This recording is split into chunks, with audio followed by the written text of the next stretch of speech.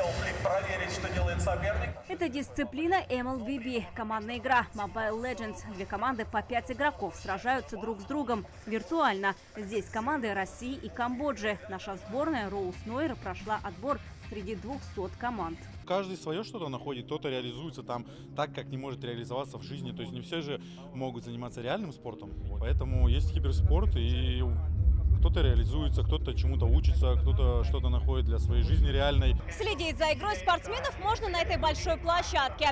Здесь видно игроков, они сидят в своих специальных кабинках, потому что им нужно слышать друг друга, общаться между собой. Но уже то, что они видят в своих телефонах, и саму игру можно наблюдать на этом экране.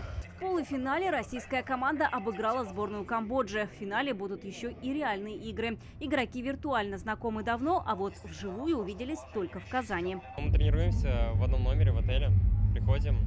Но мы уже были знакомы до этого в интернете, играли вместе, но в жизни не пересекались. Такое слияние цифрового и физического спорта называется фиджитал. Казань принимает уже 3-е соревнование. Здесь выступают 130 спортсменов из 10 стран – России, Беларуси, Казахстана, Азербайджана, Бразилии, Аргентины, Перу, Филиппин, Вьетнама и Камбоджи. Это тестовый турнир перед играми будущего 2024 года. Продукт, сегодня мы об этом много говорили, новый, уникальный, революционный.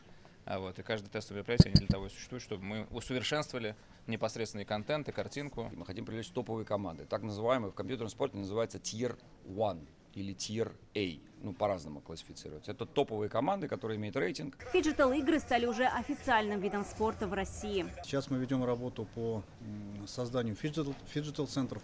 Мы планируем поддержку создания таких центров в рамках наших федеральных проектов, которые реализует Минспорт, и получаем уже заявки от регионов. Поэтому движение достаточно быстро набирает обороты. Фиджитал-игры привлекают и немало зрителей. Интересная современная дисциплина в целом, которая старается конкурировать со спортом в плане эмоций и каких-то спортивных достижений. Фанат киберспорта, но больше по Counter-Strike, но